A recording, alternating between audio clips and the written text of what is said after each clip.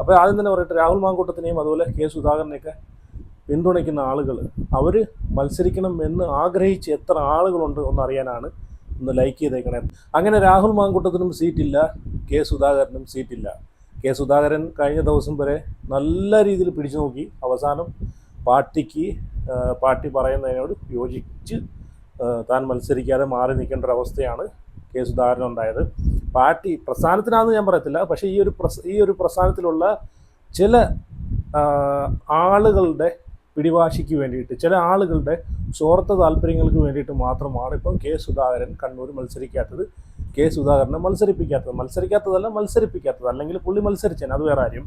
അപ്പോൾ ആദ്യം തന്നെ പറയട്ടെ, രാഹുൽ മാങ്കൂട്ടത്തിനെയും അതുപോലെ കെ സുധാകരനെയൊക്കെ പിന്തുണയ്ക്കുന്ന ആളുകൾ അവർ മത്സരിക്കണം എന്ന് ആഗ്രഹിച്ച് എത്ര ആളുകളുണ്ട് എന്നറിയാനാണ് ഒന്ന് ലൈക്ക് ചെയ്തേക്കണം. എത്ര ആളുകൾ അവർ മത്സരിക്കണമെന്ന് ആഗ്രഹിച്ചിരുന്ന ആളുകളൊന്ന് ലൈക്ക് ചെയ്ത്, അതുപോലെ നിങ്ങളുടെ അഭിപ്രായങ്ങളൊക്കെ ഒന്ന് കമൻറ്റ് ചെയ്ത്, അതുപോലെ വീഡിയോ ആദ്യമായിട്ട് കാണുന്നവരുണ്ടെങ്കിൽ ഉറപ്പായിട്ടും ചാനലും കൂടെ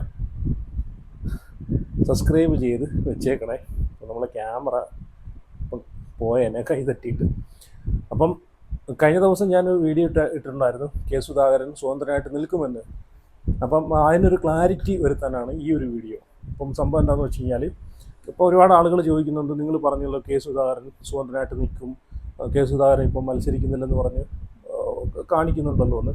ശരിയാണ്, ഇത് ഓരോ ആളുകളുടെ മൈൻഡാണ്. ഇപ്പം കെ സുധാകരൻ്റെ മൈൻഡ് ഞാനല്ല കൺട്രോൾ ചെയ്യുന്നത്. പുള്ളി ഓരോ സമയത്ത് എടുത്ത നിലപാടിനെ പറ്റിയിട്ടാണ് ഞാൻ സംസാരിച്ചത്. പക്ഷേ അവസാന ഘട്ടത്തിൽ ഇതിനകത്ത് ഭയങ്കര ട്വിസ്റ്റ് കാണുന്നു. ആ ട്വിസ്റ്റിനെ പറ്റിയിട്ട് ഞാൻ പറഞ്ഞുതരാം. അപ്പം ആ ടെസ്റ്റിന് മുമ്പ് ഞാൻ ഇവിടെ ഒരു വീഡിയോ വെച്ച് തരാം, അഖിൽ മാരാറിൻ്റെ. അപ്പം സംഭവം അഖിൽ ലോകത്തീട്ടമാണ്, ഒരു നിലപാടില്ലാത്തൊരു വ്യക്തിയാണെങ്കിലും, പക്ഷേ ഈ പറഞ്ഞതിനോട് ഞാൻ യോജിക്കുന്നുണ്ട്. ഞാൻ ഇപ്പോൾ ഒരു വീഡിയോ ചെറിയൊരു ക്ലിപ്പ് വെച്ച് തരാം, അതിനോട് ഞാൻ യോജിക്കുന്നുണ്ട്. ഞാൻ ഒന്നുകൂടെ പറയുകയാണ്, ഇവൻ ലോകത്തീട്ടമാണ് അഖിൽ. ലോകത്തീട്ടം എന്ന് വെച്ചാൽ ലോകത്തീട്ടം, ഒരു നിലപാടും ഇല്ലാത്തൊരു വ്യക്തിയാണ് അഖിൽ മാരാർ. പക്ഷേ ഈ പറഞ്ഞതിനോട് ഞാൻ യോജിക്കുന്നുണ്ട്. നിങ്ങൾ ഒരു വീഡിയോ ഒന്ന് കണ്ടു നോക്കേ, അഖിൽ പറയുന്നത്. കോൺഗ്രസ് എന്ന് പറയുന്ന രാഷ്ട്രീയ പാർട്ടി ഇപ്പോൾ രമേശ് പിഷാരടിയെ സ്ഥാനാർത്ഥിയാക്കിയത്, രമേശ് പിഷാരടി ഈ കഴിഞ്ഞ 50 വർഷമായിട്ട് നാട്ടിലിറങ്ങി എന്തെങ്കിലുമൊക്കെ കാര്യങ്ങൾ ചെയ്തിട്ടാണോ? അത് സിനിമയിൽ അഭിനയിക്കുന്ന കാശുണ്ടാക്കുന്നു, അയാൾ ലക്ഷറി ലൈഫ് ജീവിക്കുന്നു, അയാൾ ഇടയ്ക്കിടയ്ക്ക് ചാനലിൽ വന്നിരുന്നിട്ട് കോൺഗ്രസിൻ്റെ വേദിയിൽ വന്ന് പങ്കെടുക്കുന്നു, കോൺഗ്രസിൻ്റെ ഒരു സഹയാത്രിക എന്ന നിലയിൽ പുള്ളിയെ അവിടെ മത്സരിപ്പിക്കുന്നു. അല്ലാതെ പുള്ളി നാടിന് വേണ്ടി എന്തെങ്കിലും ചെയ്തിട്ടാണ്? പുള്ളിക്ക് എന്തെങ്കിലും കേസുണ്ടോ? പുള്ളി ജീവിതത്തിൽ എപ്പോഴെങ്കിലും ഇറങ്ങി ഈ നാട്ടിലൊരു പ്രശ്നങ്ങളിൽ ഇടപെട്ടിട്ടുണ്ടോ? അപ്പോൾ ഈ ചോദ്യം എന്നോടല്ല ചോദിക്കേണ്ടത്, അങ്ങനെയുള്ള ആൾക്കാരോട് ചോദിക്കണം. കോൺഗ്രസ് എന്ന് പറയുന്ന രാഷ്ട്രീയ പാർട്ടി ശരിയല്ലേ? അഖിൽ മാരാർ ഈ പറഞ്ഞതിനോട് എത്ര ആളുകൾ യോജിക്കുന്നു? ഞാൻ യോജിക്കുന്നുണ്ട്. കാരണം പാർട്ടിക്ക് വേണ്ടി ഒരു കൊടി പോലും പിടിക്കാത്ത ഒരാളാണ് പിഷാരടി. ഒരു ദിവസം വെയിലത്ത് ഒരു 5 മിനിറ്റ് ഈ ഒരു പ്രസ്ഥാനത്തിന് വേണ്ടിയിട്ട് പിഷാരടി ഒന്ന് പ്രവർത്തിക്കട്ടെ. ഇപ്പം MLA സ്ഥാനത്തേക്ക് പിഷാരടിയെ നിർത്തിയോണ്ട് മാത്രമാണല്ലോ പിഷാരടി ഇപ്പോൾ ഇറങ്ങി വെയിൽ കൊള്ളുന്നതെന്ന് പറയാൻ പറ്റത്തില്ല. കുറച്ച് നേരം വണ്ടിക്കകത്ത് കയറി അങ്ങോട്ടും ഇങ്ങോട്ടും പോകുന്ന കാണുന്നുണ്ട്. അല്ലെങ്കിൽ പിഷാരടി ഇതിന് ആപ്റ്റാണോ? നിങ്ങൾ പറ. രാഹുൽ മാങ്കൂട്ടത്തിന് സീറ്റ് നൽകില്ല, പോട്ടെ. പക്ഷേ ഈ ഒരു പ്രസ്ഥാനത്തിന് വേണ്ടിയിട്ട് കഴിഞ്ഞ 10 കൊല്ലം കൊണ്ട് ഈ ഒരു ഭരണം തിരിച്ചു പിടിക്കാനെ കൊണ്ട് ഈ ഒരു പ്രസ്ഥാനത്തിന് വേണ്ടിയിട്ട് കഷ്ടപ്പെട്ട എത്ര ആളുകൾ യൂത്ത് കോൺഗ്രസിനകത്തുണ്ട്, എത്ര ചെറുപ്പക്കാർ, കഴിവുള്ള ആളുകളുണ്ട്. എന്തുകൊണ്ട് അവർക്ക് സീറ്റ് നൽകിയില്ല? അതാണ് ചോദ്യം, അവിടെയാണ് ചോദ്യം. ഇപ്പം ഞാനൊരു കാര്യം പറയട്ടെ, കുറേ ആളുകൾ പാർട്ടി പറയുന്നത് അനുസരിക്കണം, പ്രസ്ഥാനം പറയുന്നത് കേൾക്കണം, പ്രസ്ഥാനമാണ് വലുത് എന്നൊക്കെ കടന്നു കുറയ്ക്കുന്ന ആളുകളോട് ഞാൻ ഇത് ചോദിക്കട്ടെ, ഈ അണികളും നേതാക്കളും ഇല്ലെങ്കിൽ പ്രസ്ഥാനം ഉണ്ടോ? ഈ പ്രസ്ഥാനം എങ്ങനെയാണ് ഉണ്ടാകുന്നത്? അണികളും നേതാക്കളും അവർ ആ പ്രസ്ഥാനത്തിന് വേണ്ടിയിട്ട് കഷ്ടപ്പെട്ടാൽ മാത്രമേ അവിടെ ഒരു പ്രസ്ഥാനം ഉണ്ടാകത്തുള്ളൂ. അല്ലാതെ ഒരു പ്രസ്ഥാനം മാത്രം രൂപീകരിച്ചിട്ട് അണികളും നേതാക്കളും തോന്നിയ വഴിക്ക് പോയി കഴിഞ്ഞാൽ അവിടെ പ്രസ്ഥാനം ഉണ്ടാവും. അതിന് വേണ്ടിയിട്ട് ഇറങ്ങി കഷ്ടപ്പെടണം, എന്നാൽ മാത്രമേ ആ ഒരു പ്രസ്ഥാനം ഉണ്ടാവൂ. അപ്പോൾ ഈ കെ സുധാകരനായാലും രാഹുൽ മാങ്കൂട്ടമായാലും അവരെയൊക്കെ മാറ്റി നിർത്തിയത് ഒട്ടും ശരിയായിട്ടില്ല. ഈ പ്രസ്ഥാനത്തിന് വേണ്ടിയിട്ട് ഒരുപാട് കഷ്ടപ്പെട്ടിട്ടുള്ള ആളുകളാണ്, ഒരുപാട്. അവരവരെ ഇപ്പം രാഹുൽ മാങ്കൂട്ടമായിക്കോട്ടെ, ഈ കെ സുധാകരനായിക്കോട്ടെ, അവരൊക്കെ ആ പാർട്ടിക്ക് വേണ്ടി പ്രവർത്തിച്ചത് എങ്ങനെയാണ് മൂട് താങ്ങിയിട്ടല്ല. എതിരെ നിൽക്കുന്ന വ്യക്തിയെ ആരാണെന്ന് മനസ്സിലാക്കിയിട്ട് എതിരെ നിൽക്കുന്ന വ്യക്തിയുടെ മൂട് താങ്ങിയിട്ടല്ല.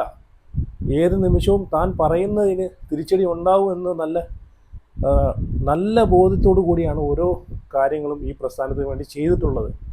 എത്ര ആളുകളുണ്ട് ഇത്രയും ധൈര്യമുള്ള ആളുകൾ, അല്ലേ? കെ സുധാകരനെ പോലെ, അതോ രാഹുൽ മാങ്കൂട്ടത്തിനെ പോലെയുള്ള നട്ടാലുള്ള എത്ര ആളുകൾ ഇന്ന് ഈ പ്രസ്ഥാനത്തിനുണ്ട്? അതൊന്ന് പറ. ഇപ്പോൾ കുറേ ആളുകൾ പറയുന്ന കേൾക്കുന്നുണ്ട്, പ്രസ്ഥാനം പറയുന്നില്ലേ കേൾക്കേണ്ടത്, പ്രസ്ഥാനത്തിന് ഒരു ആദ്യം പ്രസ്ഥാനമില്ല.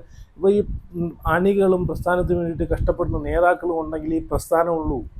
അവരെയൊക്കെ തഴഞ്ഞിട്ട് പ്രസ്ഥാനം കെട്ടിപ്പടുക്കാൻ പറ്റുമോ? ഇല്ല, പറ്റത്തില്ല.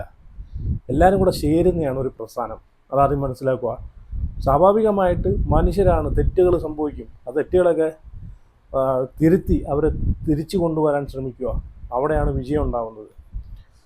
അപ്പം ഇനി കെ സുധാകരൻ കഴിഞ്ഞ ദിവസം രാത്രി വരെ നമ്മൾ കണ്ടതാണ്. കെ സുധാകരൻ സ്വതന്ത്രനായിട്ട് നിൽക്കാൻ തന്നെയാണ് തീരുമാനിച്ചത്. അതിനകത്ത് യാതൊരു മാറ്റവുമല്ല. പുള്ളി സ്വതന്ത്രനായിട്ട് നിൽക്കാൻ തന്നെയാണ് തീരുമാനിച്ചത്.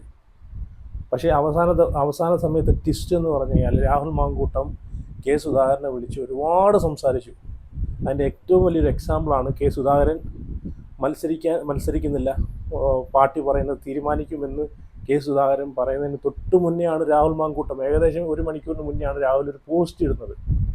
ആ പോസ്റ്റിനകത്ത് വ്യക്തമാണ് കെ സുധാകരനെ രാഹുൽ മാങ്കൂട്ടം വിളിച്ചു, മണിക്കൂറുകളോളം സംസാരിച്ചു, കാര്യങ്ങൾ പറഞ്ഞു മനസ്സിലാക്കി. കാരണം അടുത്ത ഭരണം തിരിച്ചു പിടിക്കാൻ. കാരണം നമ്മൾ ഇതിനകത്ത് ഇടഞ്ഞു കഴിഞ്ഞാൽ, നമ്മൾ ഈ ഒരു പ്രസ്ഥാനത്തിൽ നിൽക്കുന്ന മറ്റ് പ്രസ്ഥാനത്തിനോട് നമുക്ക് ആർക്കും ദേഷ്യമില്ല. പക്ഷേ ഈ പ്രസ്ഥാനത്തിലുള്ള വ്യക്തികളാണ് നമ്മളിങ്ങനെ ആക്കിയത്. പക്ഷേ നമ്മൾ എന്തൊക്കെ പറഞ്ഞാലും നമ്മൾ ഇത്രയും കാലം, ഈ ഒരു 10 കൊല്ലം കൊണ്ട്, ഇപ്പം ഏകദേശം രാഹുൽ മാങ്കൂട്ടം ഒരു 2-3-4 മാസം കൊണ്ടാണല്ലോ ഈ ഒരു പ്രസ്ഥാനത്തിൽ നിന്ന് മാറി നിൽക്കുന്നത് പറയാൻ പറ്റത്തില്ല. പുള്ളി ഇപ്പോഴും ഈ ഒരു പ്രസ്ഥാനത്തിന് വേണ്ടിയിട്ട് പുറത്തിരുന്നുകൊണ്ട് തന്നെ പ്രവർത്തിക്കുന്നുണ്ട്. അതാണ് ഒരു കറകളഞ്ഞ ഒരു നേതാവെന്ന് വേണമെങ്കിൽ പറയാം. പുള്ളി പ്രസ്ഥാനത്തിന് വെളിയിരുന്ന് പ്രവർത്തിക്കുന്നുണ്ട് അല്ലേ. അപ്പം ഇവിടെ കെ സുധാകരനാണെങ്കിലും പുള്ളി ഇപ്പോഴും ഈ ഒരു പ്രായത്തിലും പുള്ളി പ്രവർത്തിക്കുന്നുണ്ട്. അത് നോക്കണം. പുള്ളി വയ്യ എന്ന് പറഞ്ഞ് മാറി നിൽക്കുന്നുണ്ടോ? ഇല്ല. കെ സുധാകരനെ കുറ്റപ്പെടുത്തുന്ന ആളുകളൊന്ന് ചിന്തിക്കുക. അപ്പം ഈ ഒരു പ്രസ്ഥാനത്തിന് വേണ്ടി കഷ്ടപ്പെട്ട ആളുകളാണ് ഇവരൊക്കെ. ഈ ഭരണത്തിലേക്ക് ഭരണം കൊണ്ടുവരാനും ഭരണം തിരിച്ചു പിടിക്കാനും കഴിഞ്ഞ 10 കൊല്ലം കൊണ്ട് ഇവർ കഷ്ടപ്പെട്ടത് അപ്പം ഈ പ്രസ്ഥാനത്തിന് വേണ്ടിയിട്ട് ഇവരായിട്ടത് നശിപ്പിക്കരുത് എന്ന് കരുതിയിട്ടാണ് രാഹുലാണെങ്കിലും കെ സുധാകരനാണെങ്കിലും ഒരക്ഷരം പോലും ഇലക്ഷൻ കഴിയുന്നത് വരെ മിണ്ടാതിരിക്കും. നിങ്ങൾ ഇലക്ഷൻ കഴിഞ്ഞിട്ട് നിങ്ങൾ നോക്കിക്കോ, നിങ്ങൾ പ്ലാൻ ബി കാണാൻ പോകുന്നേ ഉള്ളൂ. പ്ലാൻ ബി ആരൊക്കെയാണോ ഇവർക്കെതിരെ തിരിഞ്ഞു കുത്തിയത്, ഇവരെ പുറത്താക്കാനെ കൊണ്ട് വ്യഗ്രത കാണിച്ചത്, അവർക്കൊക്കെ ഉള്ള പണികളൊക്കെ വരുന്നുണ്ട്. പ്ലാൻ ബി ആണ്, കിട്ടും, അതിനകത്ത് യാതൊരു സംശയമില്ല. ഇലക്ഷൻ കഴിയുമ്പോൾ ജനങ്ങൾ മണ്ടന്മാരാണോ? ജനങ്ങൾ അരിയാഹാരം കഴിക്കുന്ന ജനങ്ങളുണ്ടെങ്കിൽ അതിനൊക്കെ ഒരു തിരിച്ചടി കിട്ടിയിരിക്കും അല്ലേ. അത് വോട്ടിലൂടെ കിട്ടിയിരിക്കും. അതാണ് പറയുന്നത്. നിങ്ങൾ പാലക്കാട് നോക്കി, പാലക്കാട് പിഷാരടി ജയിക്കുമോ? നിങ്ങൾ പറ, പിഷാരടി ജയിക്കുമോ? ഇവിടെ അഖിൽ മാരാറിൻ്റെ ഒരു വീഡിയോ ഞാൻ നേരത്തെ വെച്ചില്ലേ. അഖിൽ പറഞ്ഞ പോലെയാണ് ജനങ്ങൾ ചിന്തിക്കുന്നത്. ജനങ്ങൾ പൊട്ടരല്ല. ജനങ്ങൾ എന്താ ചിന്തിക്കേണ്ടത്? അവിടുത്തെ ഒരു MLA, അവിടുത്തെ ഒരു വാർഡ് മെമ്പറെ ജയിപ്പിച്ച് വിടുന്നത് എന്താണ്? അവർക്ക് വേണ്ടിയിട്ട് പ്രവർത്തിക്കാനാണ്, അവിടെ നിന്ന് പ്രവർത്തിക്കാനാണ്. അങ്ങനെയുള്ള ഒരാളെയാണ് അവർക്ക് വേണ്ടുന്നത് അല്ലേ. പിന്നെ അതുപോലെ ഞാൻ ആദ്യം പറഞ്ഞ പോലെ കെ സുധാകരനുമായിട്ട് രാഹുൽ മാങ്കൂട്ടം ഒരുപാട് നേരം സംസാരിച്ച് അവസാനം രാഹുൽ എന്നൊരു വ്യക്തിയെ മനസ്സിലാക്കിയത് കെ സുധാകരനാണ്. അതുപോലെ കെ സുധാകരൻ ഏട്ടൻ എന്നാണ് രാഹുൽ മാങ്കൂട്ടം വിളിക്കുന്നത്. അതുപോലെ കെ സുധാകരനെ മനസ്സിലാക്കിയത് രാഹുൽ മാങ്കൂട്ടം. ഇവർ തമ്മിൽ നല്ലൊരു ബോണ്ട് തന്നെ ഉണ്ട്. അപ്പോൾ പരസ്പരം അവർ തമ്മിൽ സംസാരിച്ച് അവസാനം കെ സുധാകരൻ രാഹുൽ പറയുന്നത് കേൾക്കുമായിരുന്നു. അങ്ങനെയാണ് കെ സുധാകരൻ പാർട്ടി പറയുന്നത് അനുസരിച്ചു ഞാൻ മാറി നിൽക്കുന്നു എന്ന് പറഞ്ഞിട്ട് കെ സുധാകരൻ മാധ്യമങ്ങളോട് സംസാരിക്കുന്നത് തന്നെ. അല്ലെങ്കിൽ കെ സുധാകരൻ ഇത്രയും പിടിവാശി കാണിക്കേണ്ട കാര്യം എന്താണ്? കെ സുധാകരൻ ആദ്യം തന്നെ ഇതങ്ങ് അംഗീകരിച്ചു കൊടുത്താൽ പോരായിരുന്നോ? എന്തുകൊണ്ട് കൊടുത്തില്ല? എന്തുകൊണ്ട് അവസാന നിമിഷം കെ സുധാകരൻ അയഞ്ഞു കൊടുത്തു? ഇതൊക്കെയാണ് ഇതിനകത്ത് നടന്ന കാര്യങ്ങൾ, സത്യസന്ധമായിട്ടുള്ള കാര്യങ്ങളാണ്. അപ്പം പിന്നെ ഇപ്പം കെ സുധാകരനെ ഇനിയിപ്പം ഇവർ സീറ്റ് കൊടുക്കുന്നില്ല. കെ സുധാകരന് വേണ്ടിയിട്ട് അവിടെ പ്രവർത്തനം നടന്നിട്ടുള്ള മോഹനാണ് ഇപ്പം അവിടെ മത്സരിക്കുന്നത്. മോഹനെയാണ് ഇപ്പം സ്ഥാനാർത്ഥിയായിട്ട് അവിടെ നിശ്ചയിച്ചിരിക്കുന്നത്. നിങ്ങളൊന്ന് ചിന്തിച്ച് നോക്കിയേ, മോഹനെ ആരെങ്കിലും ജയിപ്പിക്കുമോ? കെ സുധാകരന് സീറ്റ് കൊടുക്കാതെ കെ സുധാകരന് വേണ്ടിയിട്ട് പ്രവർത്തിച്ച മോഹന് ആരെങ്കിലും വോട്ട് കൊടുക്കുമോ? കെ സുധാകരനെ വിഷമിപ്പിച്ച് വേദനിപ്പിച്ച് വേറൊരാളെ പിടിച്ച് നിർത്തിയിട്ടുണ്ടെങ്കിൽ കണ്ണൂരുകാർ കെ സുധാകരനെ അല്ലാതെ വേറെ ആരെങ്കിലും അവിടെ ജയിപ്പിക്കുമോ? നിങ്ങളൊന്ന് ചിന്തിച്ച് നോക്കിയേ. ഇല്ല, ഉറപ്പായിട്ടും കിട്ടത്തില്ല. നിങ്ങൾ നോക്കിക്കോ. കാരണം അത്രമാത്രം കണ്ണൂരുകാർ കെ സുധാകരനെ നെഞ്ചിലേറ്റിയ ആളുകളാണ്. ഞാൻ പറഞ്ഞല്ലോ, ഇപ്പം കെ സുധാകരൻ ഇതിനൊക്കെ ശേഷം കെ സുധാകരൻ എന്താണ് പറഞ്ഞത്? മാധ്യമങ്ങളോട് പറഞ്ഞാണ്, പാർട്ടി എന്നെക്കാളും എത്രയോ വലുതാണ്, പാർട്ടിയാണല്ല, ഞാനൊന്നും ഒന്നുമല്ല. ആ മറുപടിയിൽ തന്നെ ഉണ്ട്, ആ മറുപടിയിൽ തന്നെ എല്ലാം ഉണ്ട്. പാർട്ടി എത്രയോ വലുതാണ്, ഞാനൊന്നും ഒന്നുമല്ല. ഈ പ്രസ്ഥാനത്തിന് വേണ്ടിയിട്ട് ഞാനൊക്കെ ഇത്രയും കഷ്ടപ്പെട്ടത് വെറുതെയാണ്, ഞാനൊന്നും ഒന്നുമല്ല, എനിക്കൊക്കെ പട്ടിയുടെ വിലയാണെന്നാണ് ആ പുള്ളി പറഞ്ഞത്. അത് അറിയാതെ കഴിക്കുന്ന ആളുകൾക്ക് മനസ്സിലാക്കാവുന്നേ ഉള്ളൂ, അല്ലേ?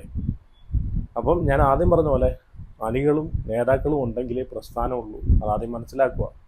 ഓരോ വ്യക്തികളുടെ സ്വാർത്ഥ താല്പര്യങ്ങൾക്ക് വേണ്ടിയിട്ട് ഇതുപോലുള്ള നല്ല നല്ല നേതാക്കന്മാരെയും ഇനി കെ സുധാകരൻ അല്ലാതെ വേറെ ആരെങ്കിലും നിന്ന് കഴിഞ്ഞാൽ കണ്ണൂർ UDF തിരിച്ചു പിടിക്കാൻ പറ്റും എന്ന് തോന്നുന്നുണ്ടോ? കണ്ണൂർ ജയിക്കാൻ പറ്റുമെന്ന് തോന്നുന്നുണ്ടോ?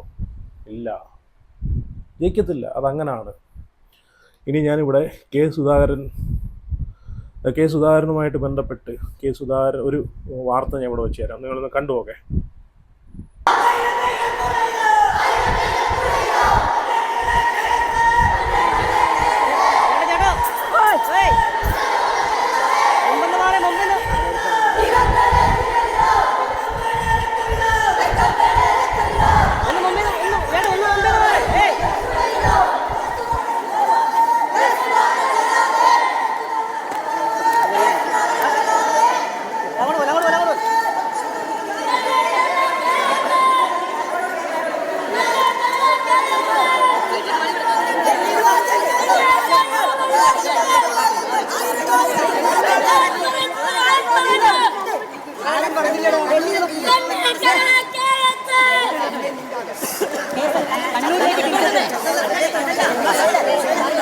എന്റെ കയ്യടിയാവുണ്ട്.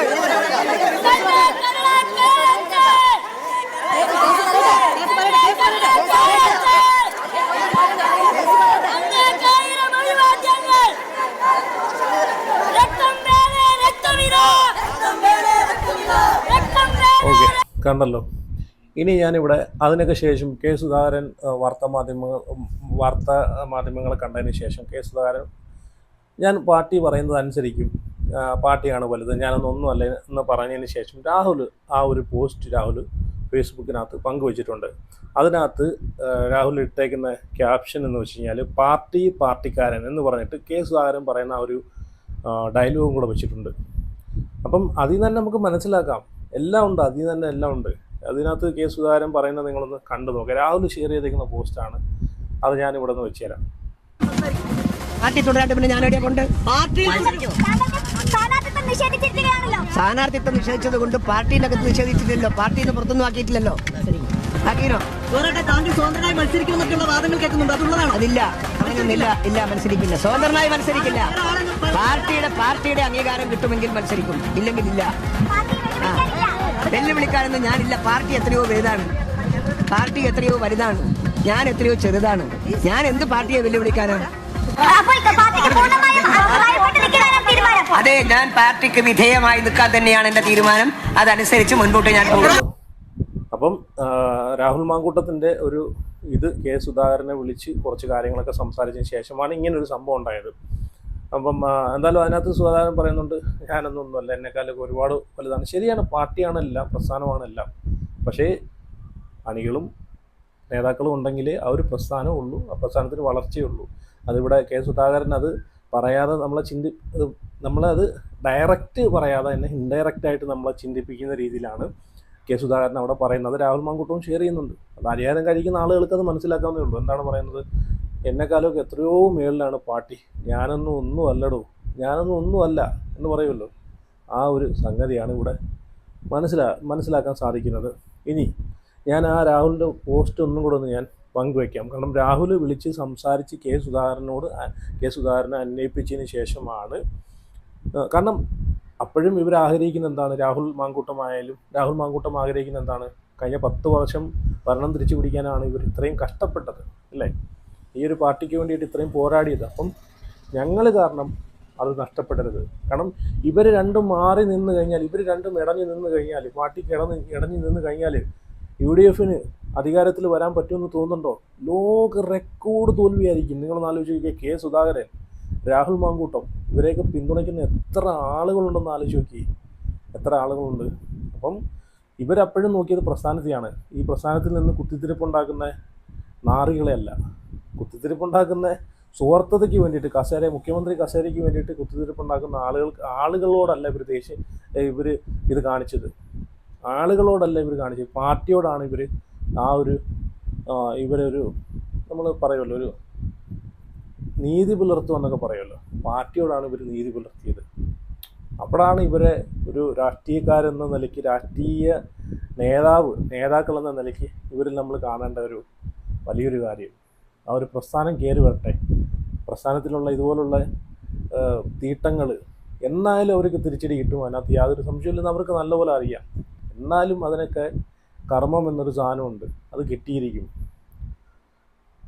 അപ്പം രാഹുൽ പങ്കുവെച്ച ആ ഒരു പോസ്റ്റും കൂടെ ഞാൻ ഇവിടെ വായിക്കാം. ഷുഹൈബും സജിത് ലാലും ലോലാപ്പിയും ബെന്നിയും സുധാകരനോടാണ് പുള്ളി പറയുന്നത്.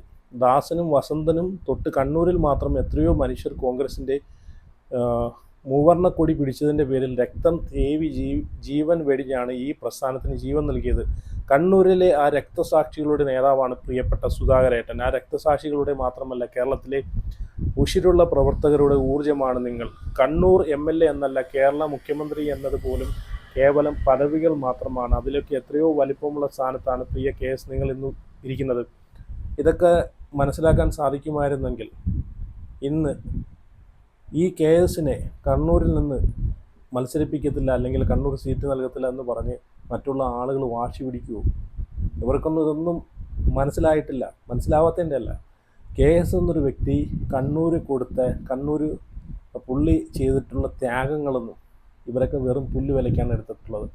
ഇവരത് നല്ലൊരു രീതിയിൽ ഇവർ കണ്ടിരുന്നെങ്കിൽ, ഈ ഒരു പ്രസ്ഥാനത്തിന് വേണ്ടി കഷ്ടപ്പെട്ടൊരു മനുഷ്യൻ അല്ലേ എന്ന് ഇവർ ചിന്തിച്ചിരുന്നെങ്കിൽ, ഈ ഒരു സീറ്റ് ഇവർ കെ സുധാകരന് എന്തോ ആയിക്കോട്ടെ, പുള്ളി MP ആണെങ്കിലും മന്ത്രിയാണെങ്കിലും എന്താണെങ്കിലും പുള്ളിക്കൊരു ആഗ്രഹം ഉണ്ടെങ്കിൽ അത് സാധിപ്പിച്ചു കൊടുക്കുന്നതിൽ എന്താണ്? അപ്പം പുള്ളിയായിട്ട് കമ്പയർ ചെയ്യുന്നതുകൊണ്ട് മറ്റുള്ള ആരും മത്സരിക്കുന്നില്ലല്ലോ, പിന്നെ എന്തിനാ പുള്ളിക്ക് മാത്രം ഒരു വേർതിരിവ്? മറ്റുള്ളവരെ വെച്ചിട്ട് എന്തിനാണ് കമ്പയർ ചെയ്യുന്നത്? മറ്റുള്ളവരെ വെച്ച് കമ്പയർ ചെയ്യാൻ പറ്റിയ ഒരാളാണോ കെ സുധാകരൻ എന്നൊരാൾ? നിങ്ങളൊന്ന് നോക്കിയേ. ഇന്നലെ കയറി വന്ന ഒരാളും പാർട്ടിക്ക് വേണ്ടി അഹോരാത്രം പണിയെടുത്ത വർഷങ്ങളോളം ഈ ഒരു പ്രസ്ഥാനത്തിന് വേണ്ടിയിട്ട് സ്വന്തം വിയർപ്പും സ്വന്തം ചോരയും ഒഴിഞ്ഞു വെച്ച ആളെ വെച്ചിട്ട് കമ്പയർ ചെയ്യുന്നത് ശരിയാണോ അല്ലയോ? ഒരിക്കലും അത് ശരിയല്ല. അതൊന്നും അംഗീകരിച്ചു കൊടുക്കാൻ പറ്റത്തില്ല. അതാണ് ഞാൻ എപ്പോഴും പറയുകയാണ്, കെ സുധാകരനെ അവിടെ മത്സരിപ്പിക്കാതിരുന്നത്, കെ സുധാകരനും സീറ്റ് കൊടുക്കാതിരുന്നത് വലിയൊരു അത് തെണ്ടിത്തരം തന്നെയാണ്, നാറിത്തരം തന്നെയാണ്. അതിനകത്ത് യാതൊരു സംശയമില്ല. പേരിന് പിന്നിലുള്ള അക്ഷരങ്ങൾ അല്ലല്ലോ ഒരു രാഷ്ട്രീയക്കാരൻ്റെ പദവി. ഇതൊക്കെ ഞാൻ പറഞ്ഞു തന്നിട്ട് വേണ്ടല്ലോ കേസ് നിങ്ങൾക്കറിയാൻ. ജീവൻ വേണയിൽ തന്നേക്കാം എന്ന് പ്രവർത്തകർ താങ്കൾക്ക് വേണ്ടി മുദ്രാവാക്യം വിളിച്ചതിന് അലങ്കാരികം അല്ലല്ലോ, അത് അർത്ഥവത്തായതല്ലേ? ഒരു പദവിയുമില്ലാതെ ഒരു മൂവർണ്ണക്കൊടിയും പിടിച്ച് കേസ് നിങ്ങൾ കാസർഗോഡ് നിന്ന് ഒറ്റയ്ക്ക് യാത്ര തിരിച്ചാൽ യാത്ര തിരുവനന്തപുരത്തെത്തുമ്പോൾ ഒരു ജനസാഗരമാകും. നിങ്ങൾക്ക് പ്രാണൻ പകുത്തു നൽകിയ പ്രവർത്തകരെ നിങ്ങൾക്കറിയില്ലേ KS? അപ്പം ഇങ്ങനൊരു പോസ്റ്റാണ് ഞാൻ കഴിഞ്ഞ വീഡിയോയിൽ ഈ പോസ്റ്റ് പങ്കുവച്ചിട്ടുണ്ടായിരുന്നു, അതുകൊണ്ട് ഞാൻ ഫുള്ള് വായിക്കുന്നില്ല. അപ്പം ഇങ്ങനൊരു പോസ്റ്റാണ് രാഹുൽ മാങ്കൂട്ടം പങ്കുവച്ചിട്ടുള്ളത്. അപ്പം അതിനൊക്കെ മുമ്പ് KSുമായിട്ട് വിളിച്ച് രാഹുൽ ഒരു സൗഹൃദ സംഭാഷണം നടത്തി. അതിനൊക്കെ ശേഷമാണ് കെ സുധാകരൻ പാർട്ടി പറയുന്നത് അംഗീകരിക്കാം, സ്വതന്ത്രനായിട്ട് നിൽക്കത്തില്ല എന്ന് തീരുമാനിച്ചത്. പക്ഷെ അപ്പോഴും ഒരു ചോദ്യം കിടക്കുവാണ്, രാഹുൽ മാങ്കൂട്ടം സ്വതന്ത്രനായിട്ട് നിന്ന് മത്സരിക്കുമെന്നാണ് രാഹുലുമായിട്ട് ബന്ധപ്പെട്ട് നിൽക്കുന്ന വൃത്തങ്ങളൊക്കെ പറയുന്നത്, സുഹൃത്തുക്കളൊക്കെ പറയുന്നത്. എന്നാലും തിങ്കളാഴ്ച വഴി നമുക്കൊന്ന് നോക്കാം. കാരണം തിങ്കളാഴ്ചയാണ് മത്സരിക്കാനുള്ള, സ്വതന്ത്രനായിട്ട് നിന്ന് സ്ഥാനാർത്ഥികൾക്ക് മത്സരിക്കാനുള്ള നോമിനേഷൻ കൊടുക്കേണ്ട അവസാന തീയതി. അപ്പോൾ തിങ്കൾ വരെ നമുക്കൊന്ന് ക്ഷമിക്കാം. രാഹുൽ മത്സരിക്കുമെന്ന് പറയുന്നതൊക്കെ ഉള്ളതാണോ കള്ളമാണോ, അതുവരെ തിങ്കൾ വരെ നമുക്ക് നോക്കാം. തിങ്കൾ കഴിഞ്ഞാൽ പിന്നെ നോക്കിയിട്ട് കാര്യമില്ല. പക്ഷേ രാഹുൽ ഒറ്റയ്ക്ക് സ്വതന്ത്രമായിട്ട് നിന്ന് മത്സരിക്കണം, പാർട്ടി സീറ്റ് കൊടുത്തില്ലേ മത്സരിക്കണമെന്നാണ് എൻ്റെ അഭിപ്രായം. കാരണം മറ്റുള്ള ആളുകളുടെ സ്വാർത്ഥതയ്ക്ക് വേണ്ടിയിട്ട് സ്വന്തം ഫ്യൂച്ചർ, സ്വന്തം ഒരു രാഷ്ട്രീയം ഉണ്ടല്ലോ, അത് നശിപ്പിക്കാതിരിക്കുക. സ്വതന്ത്രമായിട്ട് നിന്ന് ഭൂരിപക്ഷത്തോട് ജയിച്ചു കഴിഞ്ഞാൽ ഉറപ്പായിട്ടും പാർട്ടി തിരിച്ചെടുക്കുമല്ലോ, അല്ലേ? അപ്പോൾ എന്തായാലും നിങ്ങളുടെ അഭിപ്രായങ്ങളൊക്കെ ഉറപ്പായിട്ടും കമൻറ്റ് ചെയ്യുക. അതുപോലെ രാഹുലിനെയും കേസിനെയൊക്കെ പിന്തുണയ്ക്കുന്ന ആളുകൾ ഉറപ്പായിട്ടും വീഡിയോ കൂടെ ഒന്ന് ലൈക്ക് ചെയ്യുക. അതുപോലെ ചാനൽ ആദ്യമായിട്ട് കാണുന്നവരെങ്കിൽ ഉറപ്പായിട്ടും ചാനൽ സബ്സ്ക്രൈബ് ചെയ്ത് ഫോളോ ചെയ്ത് വെക്കുക. അപ്പോൾ അടുത്ത വീഡിയോയിൽ പിന്നെ